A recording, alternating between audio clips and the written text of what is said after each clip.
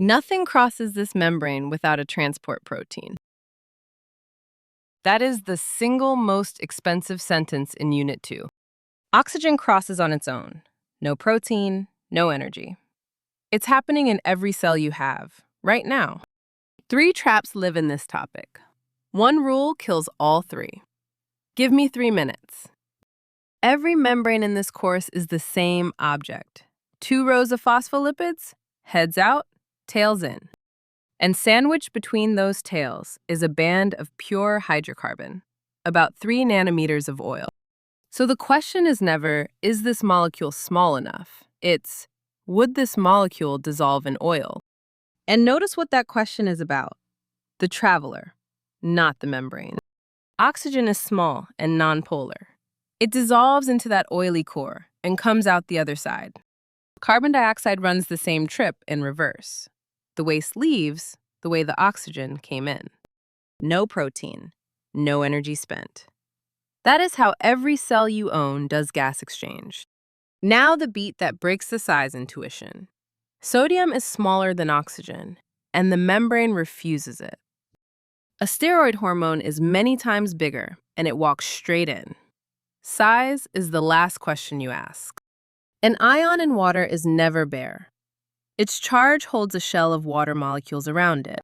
To get into oil, it would have to strip that shell off, and that costs more than the crossing is worth. Here's the scale of it. How fast each traveler crosses a bare bilayer, measured against sodium. The smallest traveler on the chart finishes last, by 12 orders of magnitude. That gap is what a channel is for. Water should be refused. It is polar, and polar is exactly what that core turns away. But it is tiny, and it carries no net charge, so some of it seeps through anyway, just very slowly. Cells move so much water that most of it takes a dedicated channel, an aquaporin. Both routes are real. Glucose fails both tests at once. It is large, and it is polar. The core will not have it. So the cell supplies a doorway. Still downhill, still no ATP. A carrier is not a pump. Trap 2. A membrane bag holds 20% sucrose sitting in pure water.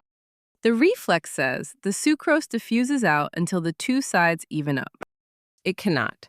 The membrane will not pass it. And that is the entire reason anything happens here.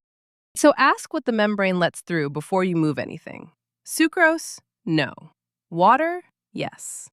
Water heads toward the side with more solute because that is where free water is scarce. Trap 3.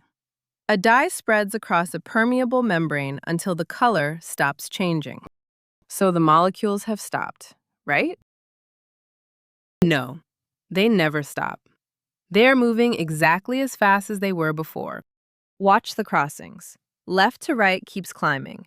Right to left climbs just as fast. Net flow, 0. Tag a few molecules and you will find them on the far side within seconds. Balanced traffic, not a parking lot.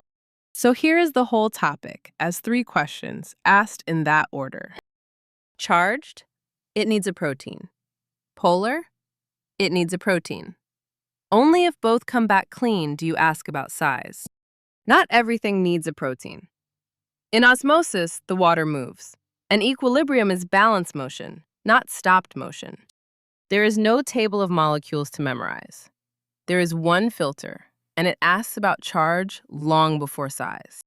Want to step through this one yourself? Links below.